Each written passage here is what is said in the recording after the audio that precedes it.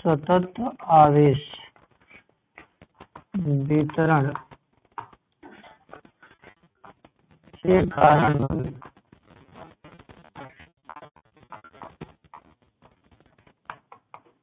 आज सभी लोग ध्यान देंगे। ये आवेश वितरण तो कल हम बता रहे थे कि 3 तरह का होता है, एक लीनियर होता है, एक सरफेस होता है, एक वॉल्यूम होता है। मतलब एक लंबा तार ले लें तो उसमें आवेश का वितरण रेखीय वितरण होगा, लीनियर डिस्ट्रीब्यूशन होगा। यदि एक और प्लेट ले लें जिसमें लंबाई चौड़ाई मोटाई कम हो तो उसमें वो पृष्ठ वितरण होता है आवेश का। और यदि एक गोला ले लेते हैं जिसमें लंबाई चौड़ाई नहीं होती है, वॉल्यूम आयतन होता है, तो उसमें ये आयतन आवेश का वितरण होता है। तो इसमें भी 3 तरह का हम बल दिखाएंगे। तो पहला देखेंगे, ध्यान से देखना है, रेखीय आवेश वितरण के कारण बल। आवेश का वितरण 3 तरह का, रेखीय, पृष्ठ और आयतन। तो रेखीय आवेश वितरण, रेखीय आवेश वितरण के कारण बल, रेखीय आवेश वितरण के कारण बल, वैद्युत बल, electric force.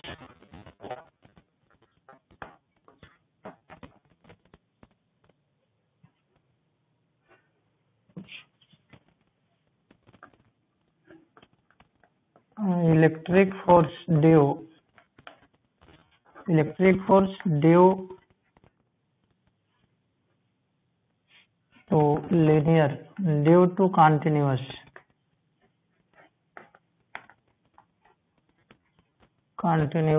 Linear charge distribution, continuous linear charge distribution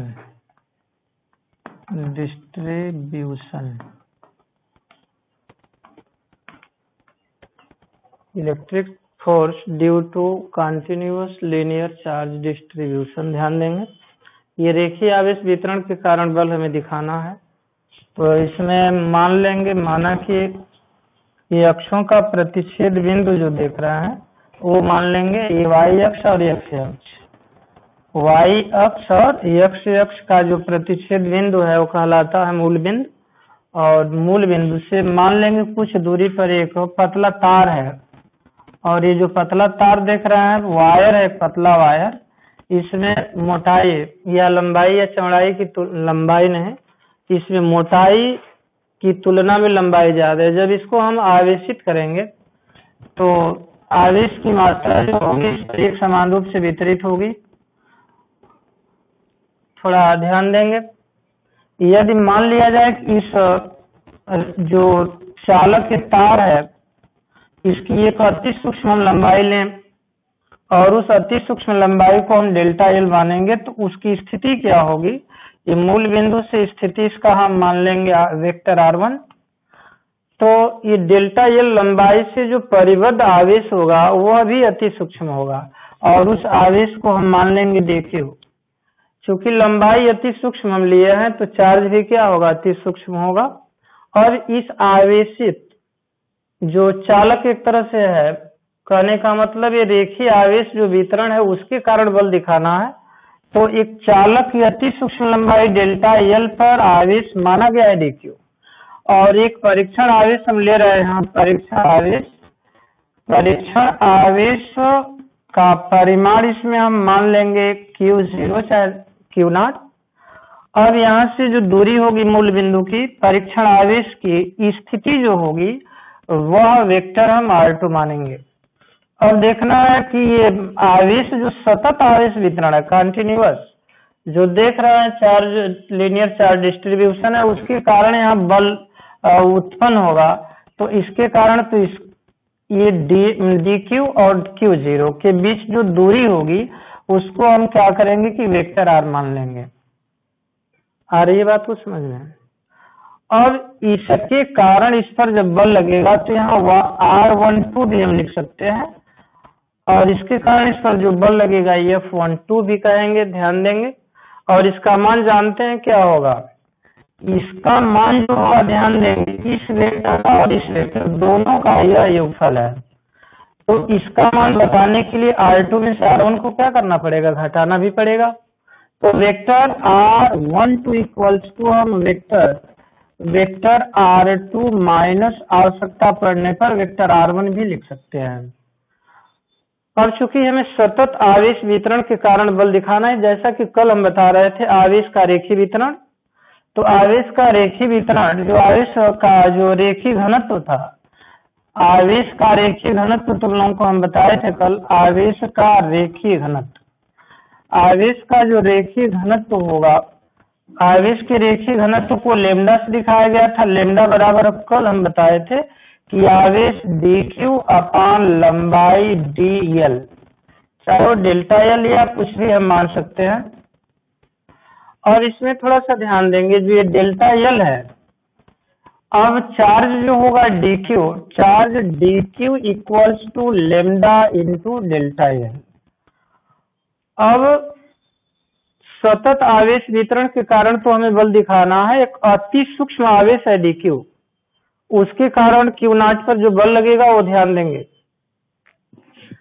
अति सूक्ष्म आवेश, अति सूक्ष्म आवेश क्या माना गया है, अति सूक्ष्म आवेश dq के कारण, dq के कारण परीक्षण आवेश q0 पर लगने वाला वैद्युत बल, परीक्षण आवेश q0 पर लगने वाला वैद्युत बल देखेंगे, पर लगने वाला वैद्युत बल, तो पर लगने वाला वैद्युत बल, लगने वाला वैद्युत जो बल होगा, इलेक्ट्रिक जो फोर्स होगा वो भी अति सूक्ष्म होगा, क्योंकि ये चार्ज जो देख रहे हैं ना वो आवेश का जो रेखीय वितरण है, अति सूक्ष्म लंबाई पर चार्ज क्या है, अति सूक्ष्म है। चार्ज जब अति सूक्ष्म है तो बल भी अति सूक्ष्म ही होगा। तो लगने वाले वैद्युत बल को हम dF से लेंगे और dEF इक्वल्स टू होगा यहाँ 1/4 पाई नॉट एप्सिलॉन k और इंटू dq q नॉट और अपान ये R12 का यह स्क्वायर लिखेंगे। और इसमें थोड़ा सा ध्यान देना है कि ये जो देख रहे हैं dq, इसका मान वहां से तो लिखा जा सकता है, इसका मान जब लिखेंगे तो क्या होगा ये देखना है, या इस रूप में भी हम छोड़ दें तो कोई प्रतिबंध नहीं है, लेकिन कभी कभी दे देता है तो ध्यान दो। अब देखो सतत आवेश वितरण के कारण कुल बल क्या होगा, सतत आवेश वितरण, सतत रेखीय आवेश वितरण, सतत रेखीय आवेश वितरण, सतत रेखीय आवेश वितरण के कारण कुल बल, वितरण के कारण कुल बल जो होगा, कुल वैद्युत बल होगा F, और F equals to integral L। Integral L का मतलब ध्यान देंगे कक्षा 12 के मैथ में बताया जाएगा, इंटीग्रल और डिफरेंशियल। तो इंटीग्रल का ये संकेत है और इंटीग्रल की लिमिट भी होती है, किसके सापेक्ष ले रहे हैं, तो लंबाई के सापेक्ष ही हम ले रहे हैं।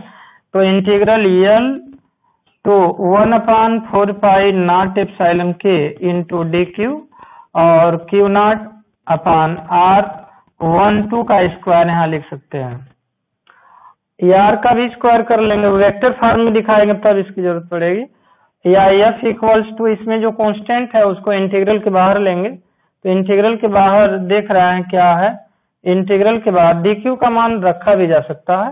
तो dq का जब मान रखेंगे तो यहाँ देखो चूंकि dq इक्वल टू लिखा गया है लेमडा इंटू ये डेल्टा एल, लेमडा भी कांस्टेंट है वो भी बाहर होगा, लेमडा आवेश का जो पृष्ठ आयतन रेखीय घनत्व है वो भी नियत होगा। देखो लंबाई जैसे बढ़ेगी आवेश भी बढ़ जाएगा, अनुपात कांस्टेंट रहेगा, जैसे जैसे हम तार की लंबाई बढ़ाएंगे तो आवेश भी उस पर बढ़ता ही जाएगा, अनुपात नियत होगा। तो या integral L 1/4 pi naught epsilon k और dq के स्थान पर lambda delta L q naught अपान R स्क्वायर भी लिखा जा सकता है। अब इसमें देखो कि F इक्वल टू जो कांस्टेंट है लेमडा q नॉट अपान 4 पाई नॉट एप्सिलॉन k कॉमन हो जाएगा और into integral L delta L, ये अपन R स्क्वायर भी, दूरी भी, दोनों आवेशों के बीच की दूरी भी कांस्टेंट होगी।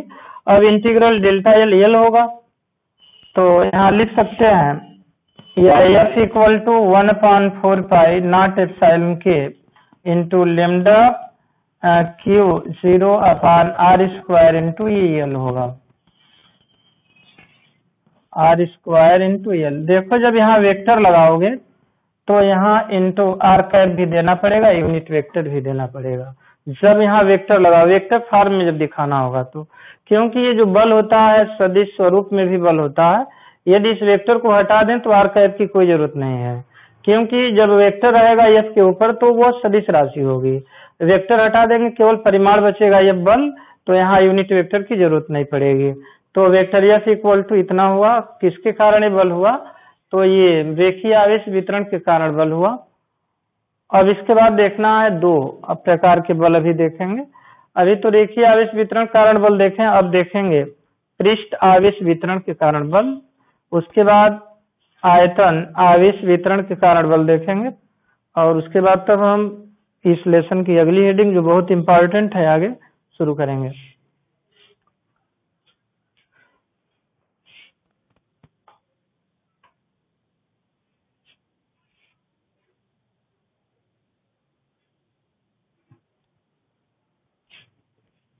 थोड़ा फास्ट लिखो तुम लोग। यहाँ रेखीय की जगह पर पृष्ठ आवेश वितरण थोड़ा सा अंतर होगा। यहाँ दूसरा नंबर होगा पृष्ठ आवेश वितरण, पृष्ठ आवेश वितरण के कारण वैद्युत बल, electric force due to continuous linear charge नहीं, सरफेस चार्ज डिस्ट्रीब्यूशन, सरफेस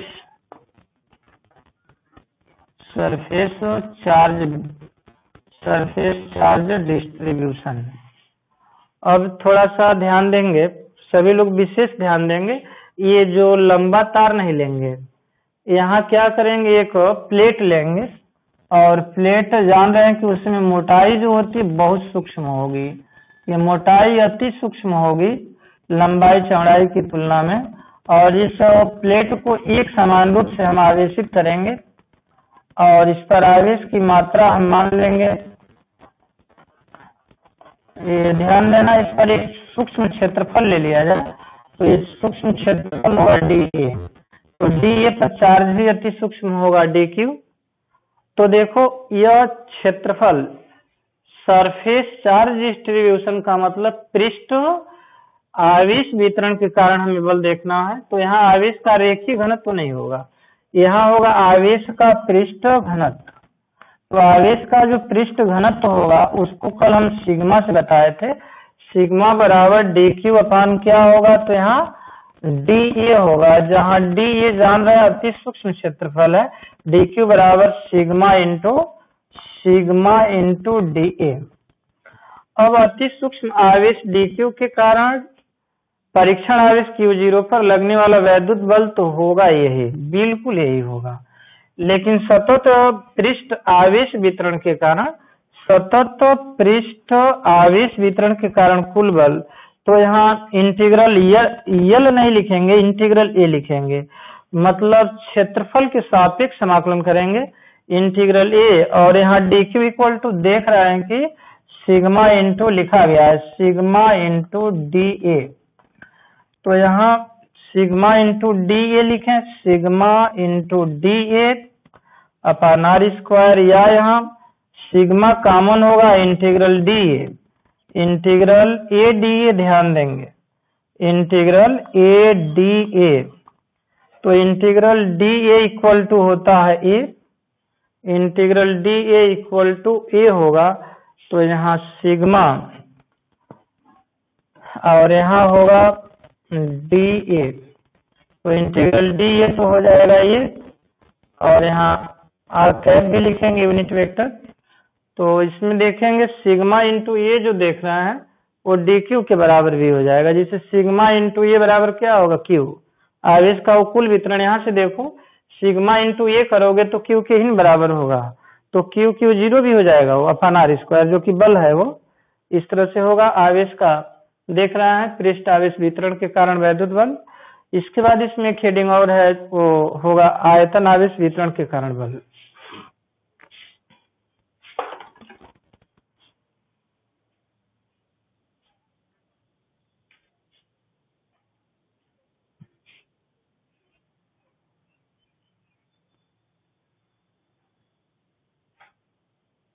आयतन आवेश वितरण के कारण बल।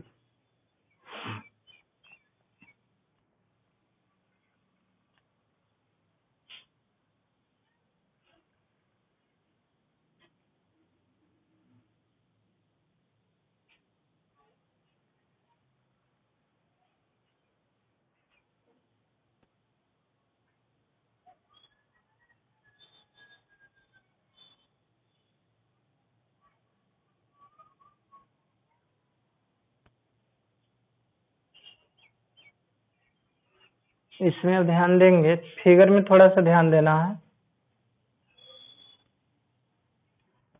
यहाँ लेंगे, ध्यान देंगे, ये गोला लेंगे जिसमें आयतन V होगा और यहाँ एक सूक्ष्म आयतन dV चार्ज होगा dq, ध्यान देंगे। और पृष्ठ आवेश वितरण नहीं बल्कि आवेश आयतन वितरण होगा, तीसरा नंबर होगा ये आयतन आवेश वितरण, आयतन आवेश वितरण के कारण बल।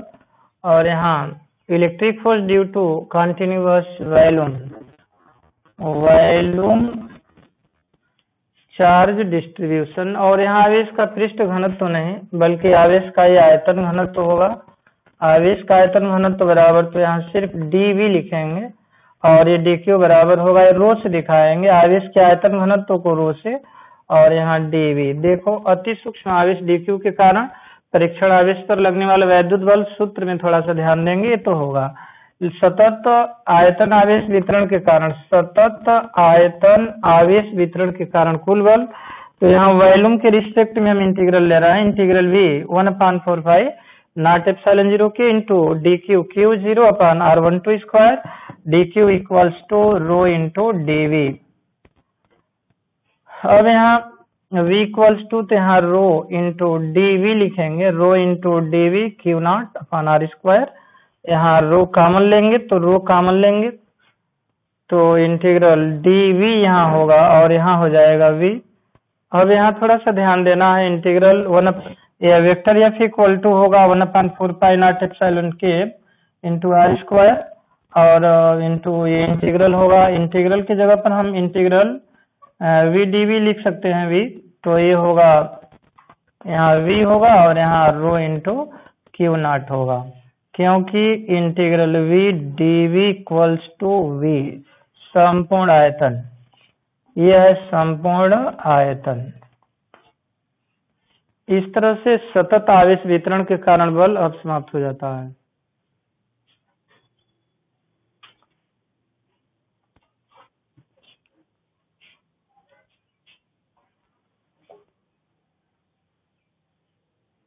इसके बाद ध्यान देना होगा सभी लोगों को, अगली हेडिंग लेसन की बहुत इंपॉर्टेंट हेडिंग, वैद्युत क्षेत्र बताएंगे।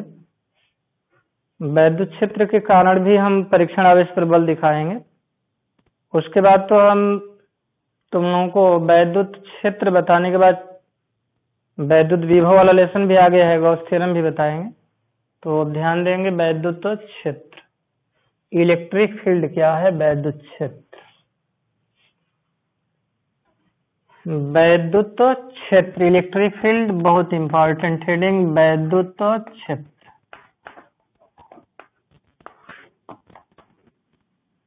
ये है वैद्युत क्षेत्र, इलेक्ट्रिक फील्ड, इलेक्ट्रिक फील्ड,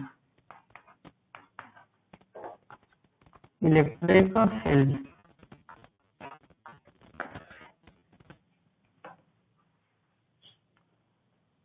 सभी लोग थोड़ा विशेष अब ध्यान देंगे कि इलेक्ट्रिक फील्ड वास्तव में क्या है। इसके पहले तुम लोगों को बताया गया होगा गुरुत्वीय क्षेत्र, ग्रेविटेशनल फील्ड बताया गया होगा। आज हम वैद्युत क्षेत्र तुम लोगों को बताने जा रहे हैं। तो देखो कक्षा 11 में तुम लोगों को वैद्युत क्षेत्र तो हम कक्षा 12 में शुरू किए हैं, लेकिन गुरुत्वीय क्षेत्र कक्षा 11 में पढ़े होंगे। वास्तव में गुरुत्वीय क्षेत्र क्या होता है बताया गया होगा, पृथ्वी के चारों ओर का वह क्षेत्र जिसमें स्थित अन्य कोई पिंड गुरुत्व बल का अनुभव करता है, गुरुत्वीय क्षेत्र अथवा गुरुत्वीय बल क्षेत्र कहलाता है। ये पढ़े होंगे, कक्षा 11 में बताया गया होगा। लेकिन ये वैद्युत क्षेत्र इसमें है, तो यहाँ पृथ्वी की बात हम नहीं करेंगे। यहाँ तो आवेश के कारण, क्योंकि आवेश के कारण ही वैद्युत प्रभाव उत्पन्न होता है और चुंबकीय प्रभाव। तो देखो आवेश या आवेश समुदाय के चारों ओर का वह क्षेत्र जिसमें स्थित अन्य कोई आवेश वैद्युत बल का अनुभव करता है वैद्युत क्षेत्र कहलाता है। ध्यान देंगे आवेश या आवेश समुदाय के चारों ओर का वह क्षेत्र जिसमें स्थित अन्य कोई आवेश वैद्युत बल कोष्टक में लिख लेना आकर्षण या प्रतिकर्षण का अनुभव करता है वैद्युत क्षेत्र कहलाता है। आवेश या आवेश समुदाय के चारों ओर का वह क्षेत्र आवेश या आवेश समुदाय के चारों ओर का वह क्षेत्र जिसमें स्थित अन्य कोई आवेश वैद्युत बल कोष्टक में लिखेंगे आकर्षण या प्रतिकर्षण का अनुभव करता है वैद्युत क्षेत्र कहलाता है। अब देखो इसमें वैद्युत क्षेत्र की तीव्रता देखेंगे क्या होता है। वैद्युत क्षेत्र की तीव्रता वैद्युत क्षेत्र की तीव्रता वैद्युत क्षेत्र की तीव्रता इंटेंसिटी ऑफ इलेक्ट्रिक फील्ड ये भी बहुत इंपॉर्टेंट है, आगे भी हम बताएंगे। इंटेंसिटी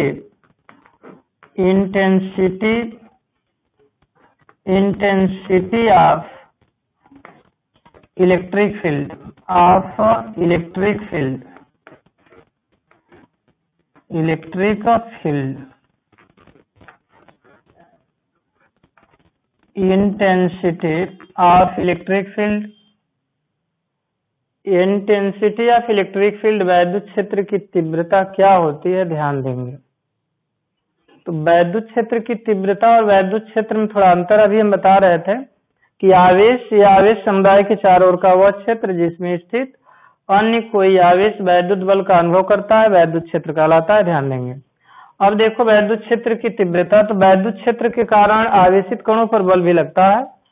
तो वैद्युत क्षेत्र के कारण आवेशित कणों पर चाहे आवेश पर लगने वाला वैद्युत बल और उस आवेश के परिमाण की निष्पत्ति को कहा जाएगा वैद्युत क्षेत्र की तीव्रता। जैसा कि गुरुत्वीय क्षेत्र की तीव्रता भी तुम लोगों को बताया गया होगा, कक्षा 11 में पढ़े होंगे। क्या होता है गुरुत्वीय क्षेत्र की तीव्रता, यहाँ तो वैद्युत क्षेत्र की तीव्रता हम बता रहे हैं। अभी बिंदु द्रव्यमान के कारण भी गुरुत्वीय क्षेत्र देखेंगे तीव्रता, तुम लोगों को वहाँ बिंदु द्रव्यमान के कारण बताया गया होगा कक्षा 11 में। यहाँ बिंदु आवेश के कारण हम वैद्युत क्षेत्र की तीव्रता बताएंगे। इलेक्ट्रिक डायपोल के कारण वैद्युत क्षेत्र की तीव्रता देखेंगे। अक्षीय स्थिति और निरक्षीय स्थिति में इलेक्ट्रिक डायपोल क्या होता है वो भी बताया जाएगा। एक समान रूप से आवेशित गोले के कारण भी वैद्युत क्षेत्र की तीव्रता देखेंगे।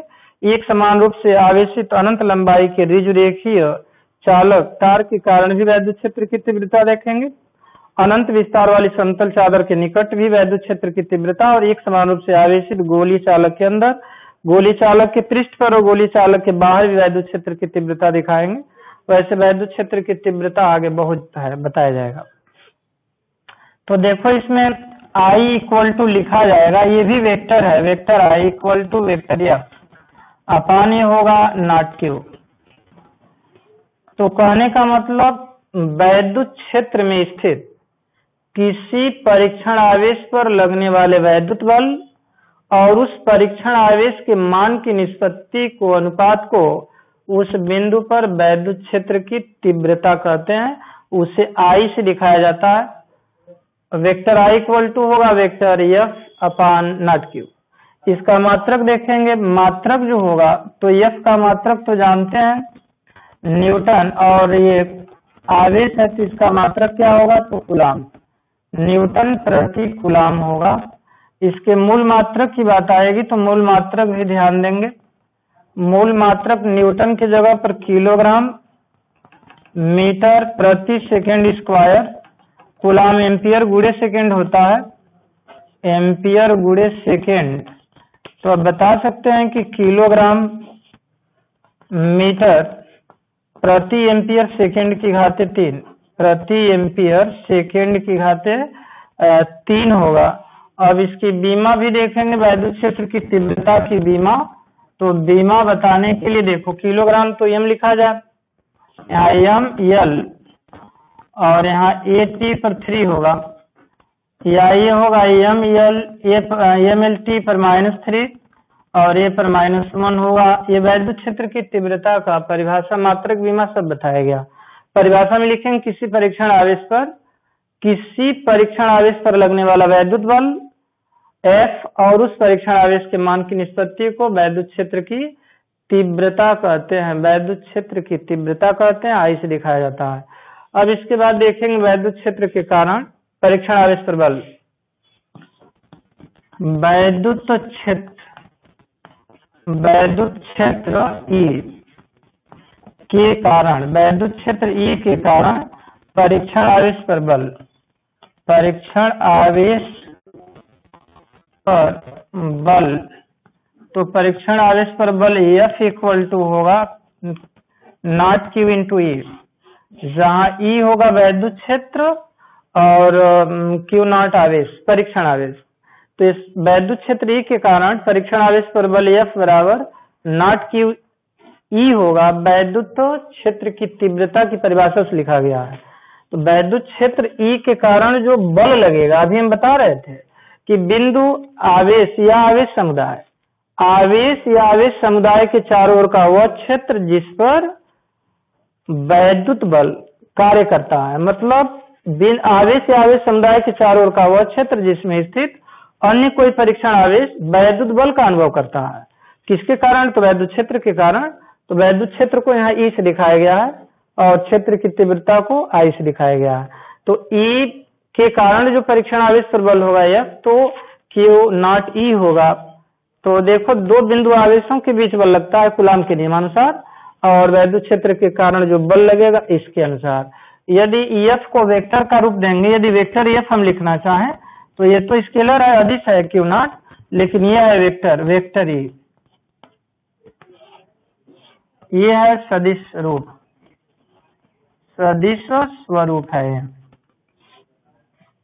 तो वैद्युत क्षेत्र देखे, वैद्युत क्षेत्र की तीव्रता भी देख लिए और वैद्युत क्षेत्र E के कारण परीक्षण आवेश पर बल भी देख लिए। अब इसके बाद थोड़ा ध्यान देना है, जो इम्पोर्टेंट हेडिंग होगी, वैद्युत क्षेत्र के कारण तो बल देखे। अब देखेंगे बिंदु आवेश के कारण परीक्षण आवेश पर लगने वाला वैद्युत बल। उसके बाद तब हम इलेक्ट्रिक डायपोल शुरू करेंगे। बिंदु आवेश के कारण मतलब पॉइंट चार्ज के कारण किसी बिंदु पर वैद्युत बल, थोड़ा ध्यान देंगे इसके बाद। बिंदु आवेश के कारण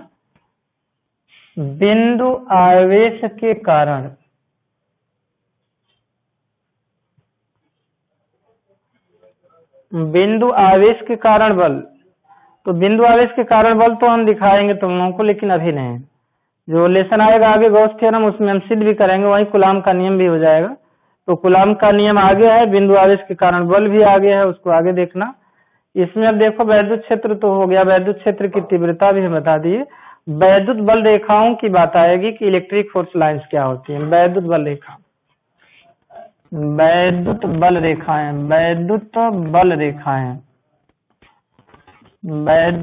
रेखाएं इलेक्ट्रिक फोर्स लाइंस, इसकी परिभाषा थोड़ा ध्यान से सुनना। वैद्युत क्षेत्र में खींचा गया वह काल्पनिक निष्कोण वक्र जिस पर कोई स्वतंत्र पृथक्कृत एकांक धन आवेश चलता है, वैद्युत बल रेखाएं कहलाता है या वैद्युत बल क्षेत्र कहलाता है। वैद्युत क्षेत्र में खींचा गया वह काल्पनिक निष्कोण वक्र जिस पर स्वतंत्र पृथक्कृत एकांक धन आवेश चलता है, वैद्युत बल रेखाएं कहते हैं। वैद्युत क्षेत्र में खींचा गया वह काल्पनिक निष्कोण वक्र जिस पर स्वतंत्र पृथक्कृत एकांक धन आवेश चलता है, वैद्युत बल रेखाएं कहते हैं, इलेक्ट्रिक फोर्स लाइंस कहते हैं। अब देखो वैद्युत बल रेखाओं का गुण थोड़ा ध्यान देंगे। ये जानते हैं कि आवेश दो प्रकार का होता है, एक धन आवेश और एक ऋण आवेश, जैसा कि बताया गया है। तो धन आवेश से वैद्युत बल रेखाएं निकलती हैं और ऋण आवेश की ओर जाती हैं। तो ये धन आवेश से वैद्युत बल रेखाएं निकल रही हैं। धन आवेश से वैद्युत बल रेखाएं क्या करेंगे? निकलेंगी और ऋण आवेश पर जाकर ये समाप्त हो जाएंगी। ऋण आवेश पर क्या होंगी? ऋण आवेश पर जाकर समाप्त होंगी। तो इसमें देखेंगे कि वैद्युत क्षेत्र की जो दिशा होती है, वैद्युत क्षेत्र चूंकि सदिश राशि है तो वैद्युत क्षेत्र की जो दिशा होती है वो किधर से किधर को होगी, किधर से किधर को होगी, तो धन से ऋण की ओर होगी वैद्युत क्षेत्र।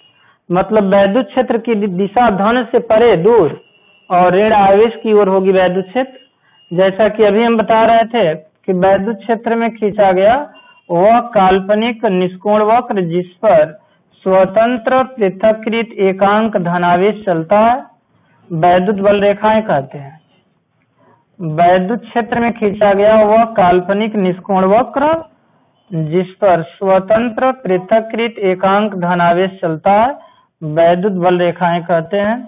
ये जो रेखाएं होती हैं प्रगुण में बताया जाता है कि ये जो रेखाएं होती हैं वो आवेशों के पास बिल्कुल नजदीक नजदीक होती हैं। आवेशों से जैसे जैसे दूरी बढ़ती है वैसे वैसे वैद्युत बल रेखाओं के बीच की दूरी भी बढ़ती है। इससे निष्कर्ष निकलता है कि आवेशों के समीप वैद्युत क्षेत्र प्रबल होता है। जैसे जैसे आवेशों से दूरी बढ़ेगी वैसे वैसे वैद्युत क्षेत्र का मान घटता जाएगा। अब देखो ये जो वैद्युत बल रेखाएं हैं एक दूसरे को कहीं नहीं काटती। ये रेखाएं, ये वैद्युत बल रेखाएं धन आवेश से चलकर ऋण आवेश पर समाप्त हो जाती हैं। चुंबकीय बल रेखाओं के बारे में भी हम अध्ययन करेंगे लेकिन अभी नहीं, वो बाद में करेंगे। तो ये वैद्युत बल रेखाओं का गुण, वैद्युत बल रेखा की परिभाषा, इसलिए हम बता रहे हैं कि फिगर आएगा न्यूमेरिकल क्वेश्चन में, समझे नहीं रहेंगे सवाल गलत हो जाएगा। तो धन आवेश से वैद्युत क्षेत्र की दिशा दूर और ऋण आवेश की ओर होता है वैद्युत क्षेत्र की दिशा। और वैद्युत बल रेखा की परिभाषा में देंगे वैद्युत क्षेत्र में खींचा गया हुआ काल्पनिक निष्कोण वक्र जिस पर स्वतंत्र पृथक्कृत एकांक धनावेश चलता है वैद्युत बल रेखाएं कहते हैं। वैद्युत बल रेखा की परिभाषा गुण भी हो गया। वैद्युत बल को समझेंगे कि धन आवेश से दूर और ऋण आवेश की ओर होगा वैद्युत बल। इसमें अब देखो वैद्युत क्षेत्र की तीव्रता वैद्युत बल क्षेत्र बताया गया और वैद्युत क्षेत्र के कारण बल भी हम दिखाए, मात्रक विमा भी देखे वैद्युत क्षेत्र की तीव्रता का, वैद्युत बल रेखाओं को भी हम दिखा दिए। वैद्युत क्षेत्र तो देखेंगे कि वैद्युत क्षेत्र क्या होता है, बिंदु आवेश के कारण उत्पन्न वैद्युत क्षेत्र, जो कि बहुत ही इंपॉर्टेंट होगा। बिंदु आवेश के कारण वैद्युत क्षेत्र, जैसा कि तुम लोगों को कक्षा 11 में पढ़े होंगे, बिंदु द्रव्यमान के कारण गुरुत्वीय क्षेत्र पढ़े होंगे, याद होगा कि नहीं याद है? कक्षा 11 में गुरुत्वीय क्षेत्र बताया गया होगा बिंदु द्रव्यमान के कारण। तो ये इंपॉर्टेंट हेडिंग है, इसको थोड़ा विशेष ध्यान देकर सभी लोगों को समझना है।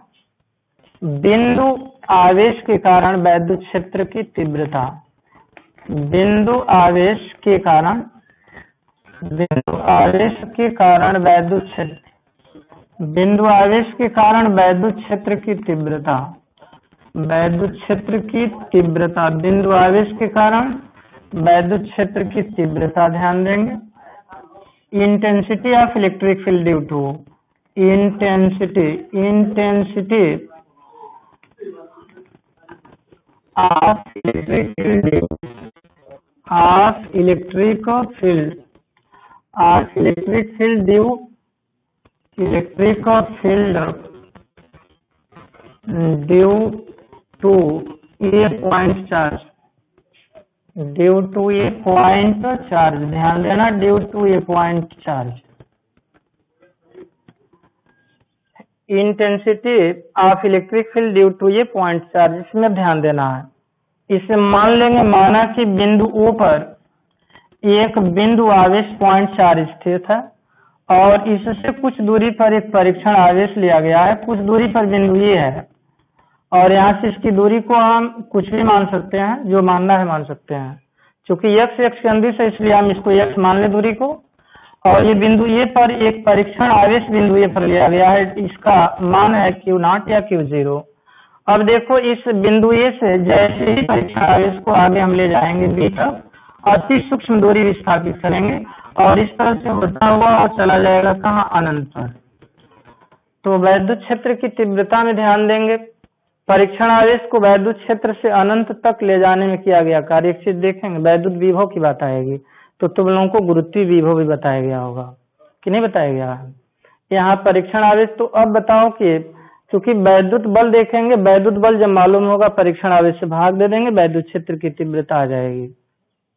और परीक्षण आवेश को dx विस्थापित करने में जो किया गया कार्य तो लेंगे तो वो बल होगा, बल गुणे विस्थापन कार्य, तो विभव आ जाएगा। उससे कार्य से मतलब नहीं है, हमें किससे मतलब है, मतलब तो बल से है ना। ये वैद्युत क्षेत्र की तीव्रता देख रहे हैं, I इक्वल टू होता है F अपान Q 0 होता है, इन होता है। तो बिंदु आवेश के कारण जो बल होगा तो F का मान तो वहां से लिखेंगे, क्या होगा ये देखना है।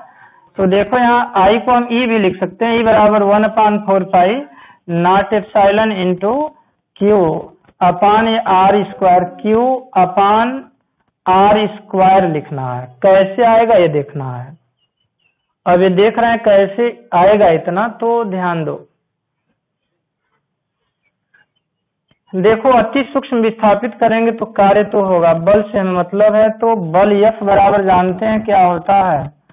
परीक्षण आवेश को O से A तक ले जाने में जो x दूरी विस्थापित होगा, बल होगा 1/4 पाई नॉट एप्सिलॉन K और इंटू Q नॉट अपान x स्क्वायर लिखा जाए चाहे R स्क्वायर लिखा जाए, A से B तक। अब ये तो बल हो गया। यहाँ थोड़ा सा इसको विभव जब आएगा तब ये अनंत की बात करेंगे, बस यही देखो। ये पॉइंट चार्ज है, उसके कारण x दूरी पर चाहे r मीटर की दूरी पर, r भी इसको मान सकते हैं, r मीटर की दूरी पर कितना बल लगेगा कूलाम के नियमानुसार ये है, कूलाम के नियम से। कूलाम का जो नियम बताया गया था तुम लोगों को कि दो बिंदु आवेशों के बीच लगने वाला वैद्युत बल उन आवेशों की मात्राओं के गुणनफल के समानुपाती एवं उनके बीच की दूरी के वर्ग के क्या होता है, व्युत्क्रमानुपाती। और देखो वैद्युत क्षेत्र की तीव्रता क्या होगी, इस बिंदु आवेश के कारण वैद्युत क्षेत्र की तीव्रता देखना है। बिंदु आवेश के कारण वैद्युत क्षेत्र, बिंदु आवेश के कारण वैद्युत क्षेत्र की तीव्रता, वैद्युत क्षेत्र की तीव्रता, वैद्युत क्षेत्र की तीव्रता इक्वल टू, अभी हम बताए हैं कि F अपान Q नॉट, यही बताया गया है। परीक्षण आवेश पर लगने वाला वैद्युत बल आवेश के परिमाण का अनुपात ही कहलाता है वैद्युत क्षेत्र की तीव्रता। तो E इक्वल टू F का मान जब रखेंगे तो 1/4 pi naught epsilon into Q अपान हो गया R स्क्वायर। कोई पूछेगा कि नॉट Q कहाँ चला गया, तो ध्यान दो ये नॉट Q है, यहाँ नॉट Q कट गया। तो देखो ये वैद्युत क्षेत्र की तीव्रता जो होती है परीक्षण आवेश के मान पर निर्भर नहीं करती, केवल बिंदु आवेश पर निर्भर करती है। यदि बिंदु आवेश का परिमाण हम ज्यादा लेंगे तो वैद्युत क्षेत्र की तीव्रता भी क्या होगी, ज्यादा होगी। यदि इसका मान कम लेंगे तो वैद्युत क्षेत्र की तीव्रता भी क्या होगी, कम होगी। इससे निष्कर्ष निकल रहा है कि वैद्युत क्षेत्र की तीव्रता परीक्षण आवेश पर निर्भर नहीं करती। अतः स्पष्ट है कि वैद्युत क्षेत्र की तीव्रता परीक्षण आवेश पर निर्भर नहीं करती, परीक्षण आवेश पर निर्भर नहीं करती, परीक्षण आवेश पर निर्भर नहीं करती। लिख लो, अब कल तुम लोगों को बताया जाएगा। टाइम क्या हो गया, 40 मिनट हो गया, इसको बंद कर दो।